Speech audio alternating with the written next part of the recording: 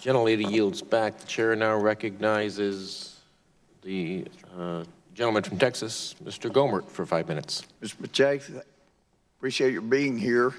And I think most all of us agree on both sides. We applaud great work. For example, Steven Spielberg, despite politics, he's provided my family a lot of enjoyment and entertainment. You and your colleagues at Google have created an extraordinary vehicle for searching out things. It's fantastic. And as Mr. Liu, my friend across the aisle, was pointing out, you know, you've got government that's not supposed to interfere in people's civil rights, and then you've got a company, a corporation like Google. My problem is when the government gives its immunity from lawsuits over to a private corporation that's the head of that corporation doesn't even realize that there is political bias run amok in his company. And that's the problem. I don't want to see you overregulated. I don't want to see you regulated. I want to see others come up with brilliant ways, as you, Mr. Brim, and others did, to create something that makes life easier. But a good example, you have a trusted flagger, you'd indicated, called the Southern Poverty Law Center. The Southern Poverty Law Center really has stirred up more hate than about any other group I know. They stirred up one guy to the point that he went to the Family Research Council, and I know those people, and they're Christians. And they believe, and I believe, that Christianity is really more based on love than about any other religion in history. God so loved the world, he sent his son so loved the world, he gave his life.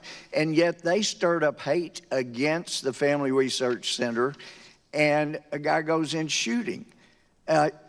You have, let's see, June 18th of this year, Southern Poverty Law Center announced it had reached a settlement with Najib Nawaz and his organization, Killiam, for falsely labeling them as anti-Muslim hate group.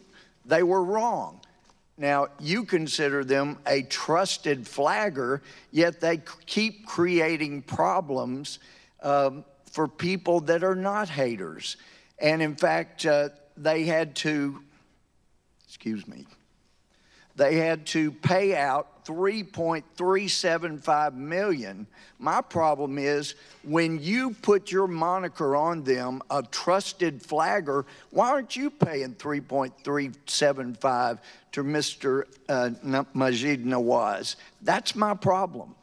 You trust people that have stirred up a lot of hate. And another good example, and you're so surrounded by liberality that hates conservatism, hates people that really love our Constitution and the freedoms it's afforded people like you, that you don't even recognize it. It's like a blind man not even knowing what light looks like because you're surrounded by darkness. But if you look, let's see, a good example, after President Trump won, your co-founder, Mr. Brin, said, quote, "Most people here are pretty upset and pretty sad." Now, a lot of us have seen the video. We saw how upset the top people at Google were. And for you to come in here and say there is no political bias in Google tells us you either are being dishonest, I don't want to think that, or you don't have a clue how politically biased Google is. Now, another example is Wikipedia. We do a search, and what comes up as right there is the knowledge panel on the right, and we hopefully will have a screenshot of that. We get Wikipedia.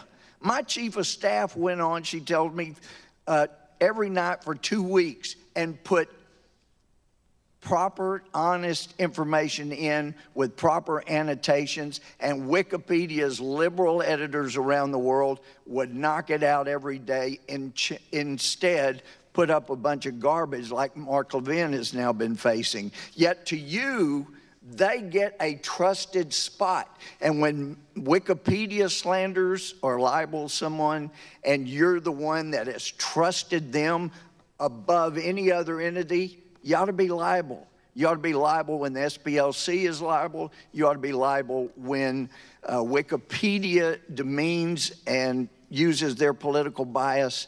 And I hope and encourage you to look around and notice you run off conservatives, you embrace liberals, and it's time Google was actually not immune so that people can hold you accountable and get a little better objectivity.